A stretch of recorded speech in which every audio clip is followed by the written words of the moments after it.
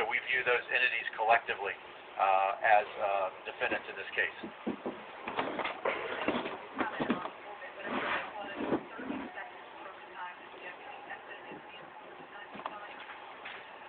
And possibly less, but as soon as he got out of the squad car, he was yelling, "Drop the gun, drop the gun."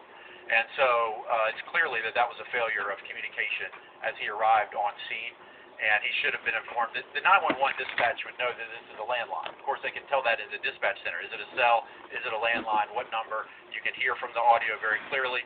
Raise your hands up. He did exactly as he was told. We can hear Isaiah talking and breathing, and as soon as he's instructed to raise his hands up, we don't hear that anymore, so it's very clear. There's a press conference by the estate, by the family and the estate, the lawyer. This fucking lawyer is such a fucking badass.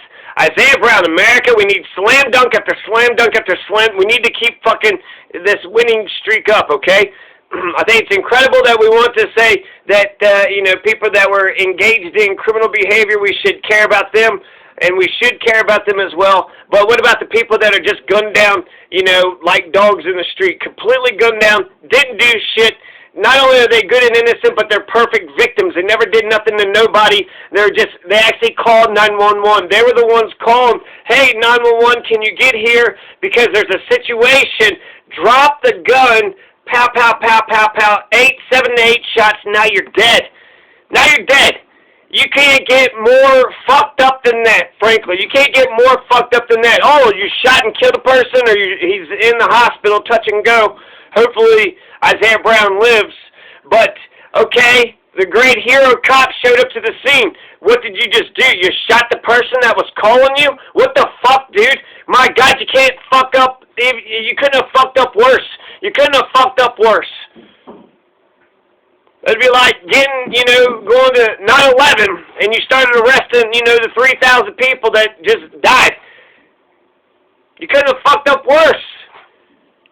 You went and killed the victim. That's what you did.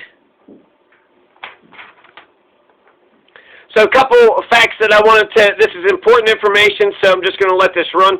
But I want to speak about several things that was mentioned. So Isaiah Brown, he worked in a nursing home.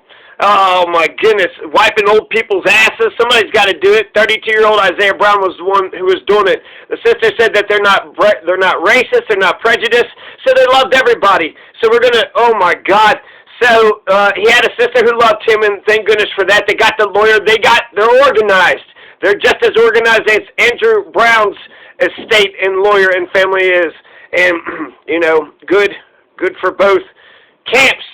That's apparently in, I guess, this day in America, you gotta have all-star lawyers, and so they got a great fucking lawyer. Isaiah Brown's estate, people, family have a great fucking lawyer. There's also, let's see, other things. Brother at home, he didn't witness. Apparently, nobody witnessed. None of the family had witnessed the actual shooting. The brother was at home, but he didn't see what had happened. Virginia State Police are the ones investigating it, so it's not Spotsylvania, right? Them fucking bad. You already done enough. Hey, Spotsylvania, I don't know. Have you hired any black officers yet? Hire a black officer, because you've done enough, right? Just, take a back seat and let the Virginia State boys investigate this. Also, a special prosecutor. A special prosecutor has already been named in this case. So they've already done the main things right there, right? Got the state police on this thing, got the special prosecutor on this thing. Only one cop shot, and the other cop did not. That would explain why there's 10 bullets. They said there's 10 bullets inside of Isaiah. Isaiah Brown, that's what the doctor said. That's what the lawyer had said. And so I thought maybe they were mistaken because I heard 7 to 8 shots. But if there was another deputy there, he could have shot in tandem in perhaps 7 to 8 shots. Maybe there was 10 bullets. They said they took 2 bullets out, and apparently, so that's, I would like to get a specific number on how many bullets was actually in him, because if there's more than the 7 and 8 shots that I heard, why is that? That would mean that the other cop shot. And right now they're saying that the other cop did not shoot. So one cop comes up on the scene, he was all freaked the fuck out, but the other cop didn't get out of the car and start shooting. So that's, we need to figure that out. So that's some of the information that I was able to glean from this. WTVR. This is all public information, public domain, right? This is information about the leading police brutality cases. This is a national conversation. WTVR CBS 6. WTVR CBS 6 is, this is the video, and it goes on for 14 minutes.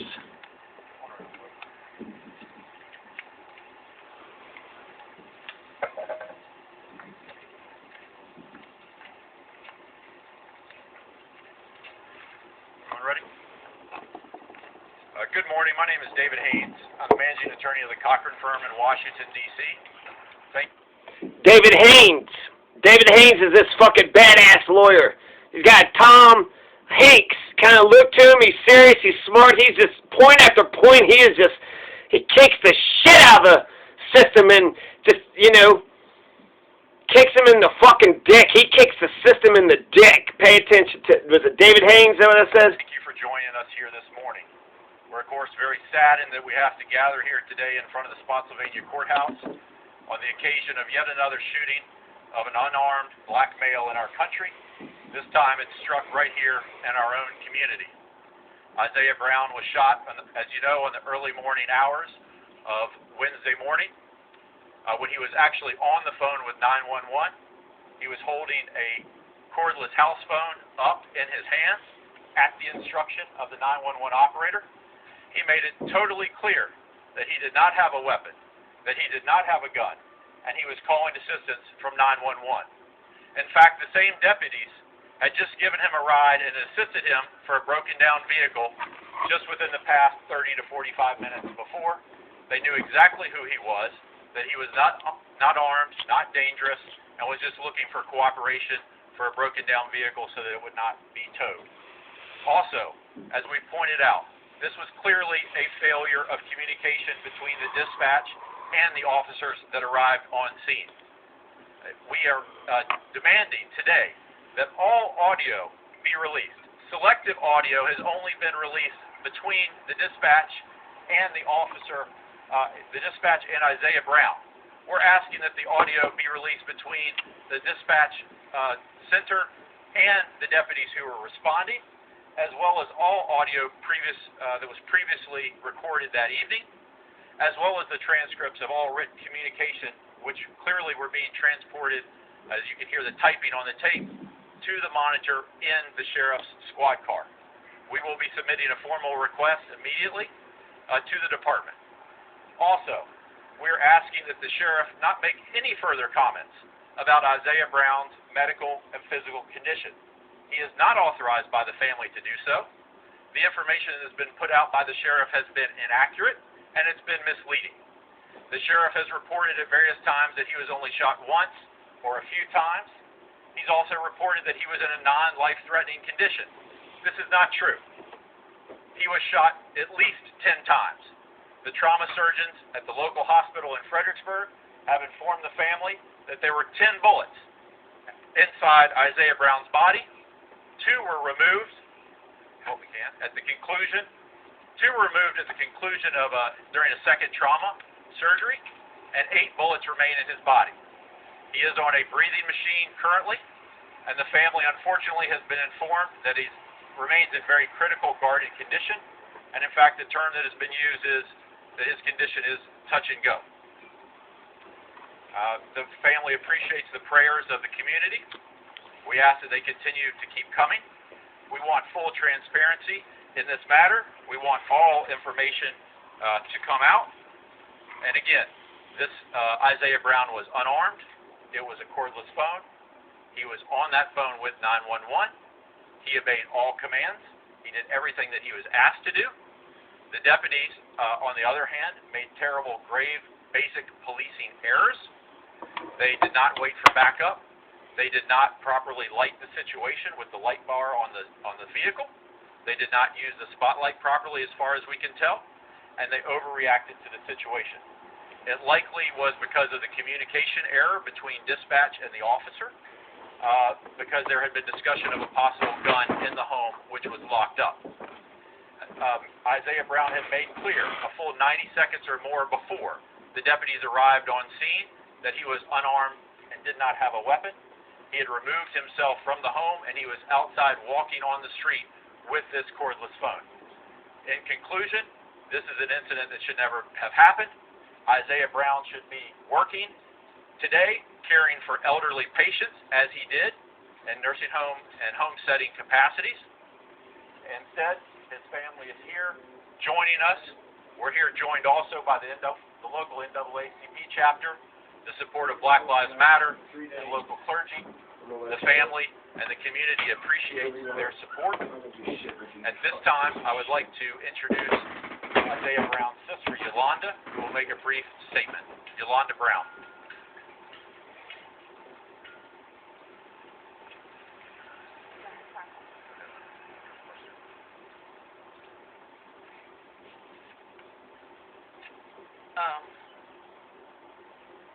I want to start off, of course, by saying thank you to all the churches, all the organizations, family, friends, everybody that has reached out.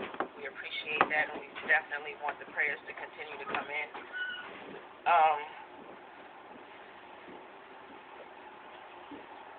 Everybody asked me how many questions I have. I have many that I would like to have answered. How do we feel?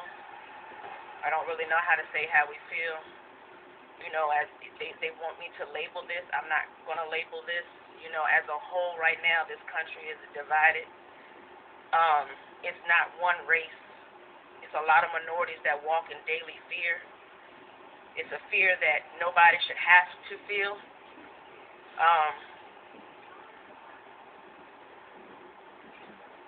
We don't have any hate in our heart or prejudice towards anyone. Neither does my brother. The hearts that we have is for everyone. Our hearts go out to the families that understand exactly how we feel, you know, and we've always cared for them, but it ain't like this when it hit home.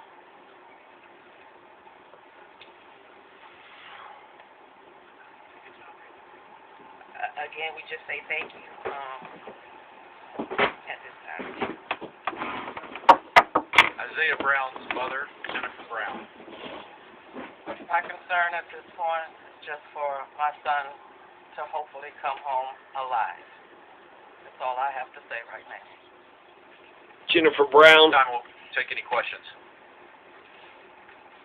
Did anyone from the family actually witness this all happen? I mean, the video is so unclear what happened. Did anybody witness it? Say exactly what happened? The reporter asked, did anybody witness in the family, did anybody witness it? Because the video is unclear, and he's going to say no. The brother was at home, but he's going to say no. His brother was at home, but did not witness the actual shooting. He has cooperated with the investigating authorities. We're very pleased, of course, that the Virginia State Police has taken over the investigation, and the Sheriff's Office is not investigating themselves, which has happened too many times.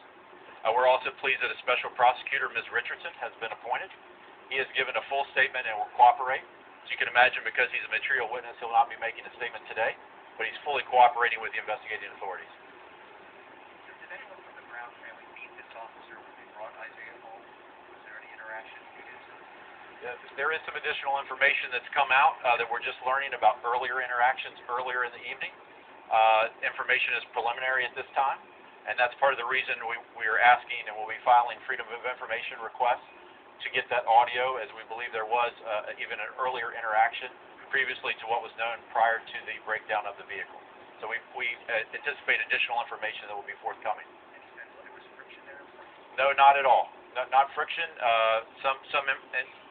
Some information that Isaiah was, a bit depressed. The family had lost a grandmother figure.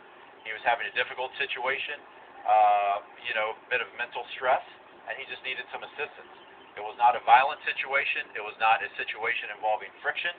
This was a situation where the deputies, in fact, did a good deed by giving him a ride to his home because his vehicle was broken down, and it was, just another call for help because they had assisted him the first time, and he didn't know where else to turn. And because of misinformation and failure of communication between dispatch and the road deputies, as we unfortunately have seen several times before in this country, that's a key piece of communication for the deputies as well. We understand the job that they're doing, and we want them to be safe. And as Yolanda said, we have no hate in our hearts. and the family does not either. But it's very important that when we're dispatching law enforcement out to a scene like this, that they have the full information. It was a full 90 seconds before that he said he had no gun and he was unarmed. And so clearly the cordless phone should have been identified as just that, the cordless phone. He was on the line with the 911 on the phone. Yes. What's your understanding about whether there was a second deputy there? I mean, predominantly there's one deputy, but there seems to be another voice. What do you know? Absolutely, and that's a good point. Thank you for the question. Of course, deputies are riding in their squad car in pairs of twos, and we wish to point out that, to our knowledge, only one deputy discharged his firearm. The other deputy clearly did not perceive, nor should he have perceived, any threat of imminent bodily injury, and therefore he did not discharge his service weapon to the best of our knowledge, which was appropriate. Further indication that the deputy that did shoot Isaiah Brown 10 times acted totally negligently and irresponsibly and overreacted to the scene. As a result of those failures, Isaiah Brown is in intensive care. You heard the sheriff say on Friday, credited the deputy for saving Isaiah Brown's life. What's your response to that? I think the family's response was incredulous. I believe that the sheriff was reporting to the fact that he performed CPR, as of course he's required and trained to do. But it is incredible that he would make that statement that he saved his life by rendering CPR after he's the one that shot him 10 times.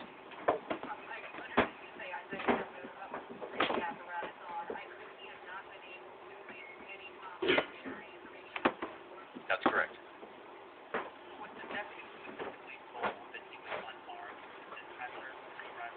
He certainly should have been. We're asking for the audio and any transcripts to be released.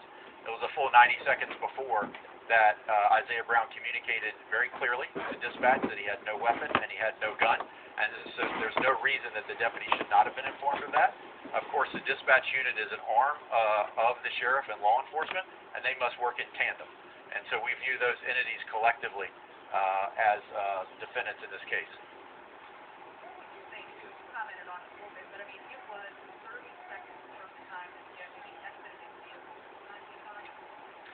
And possibly less, but as soon as he got out of the squad car, he was yelling, "Drop the gun, drop the gun."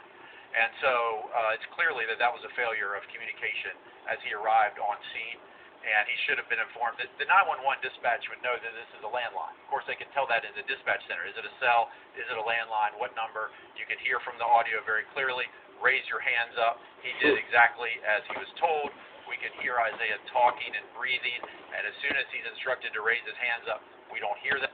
He's saying that they could tell if it was a cell phone or landline coming in, and he was outside. It's like, how are you able to talk outside? Because I can. Well, yeah, because house phones, I mean, it's wireless. It's all the same technology, right? So, so the 911 dispatch should have already known that he had a landline. And they asked, how was he able to talk? Well, clearly he had a cordless. That anymore, so it's very clear that he was obeying commands. I agree with you that the video is not clear. It's very curious, the position of the body camera. It's basically showing down on the road. We're not alleging that that's intentional, but it certainly is very unfortunate that we do not have better video. Can we hear more about Isaiah, the man, who he is, what his passions are, what he did every day? So this community is just seeing him as a victim here. He's a person, and I would love to hear from the family. Of course, yeah. Yolanda?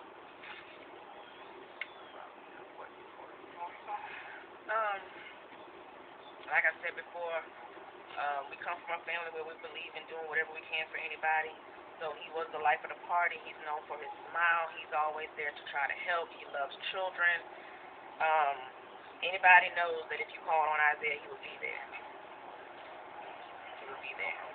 He is a home health aide, so he's working out in the community, taking care of people. So, I mean, like I said, with all that being said, you know, he has a good heart. He's a good person.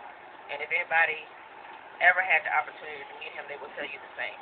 Can you tell us how your family is doing and how you're feeling and stuff like that? It's a lot to process.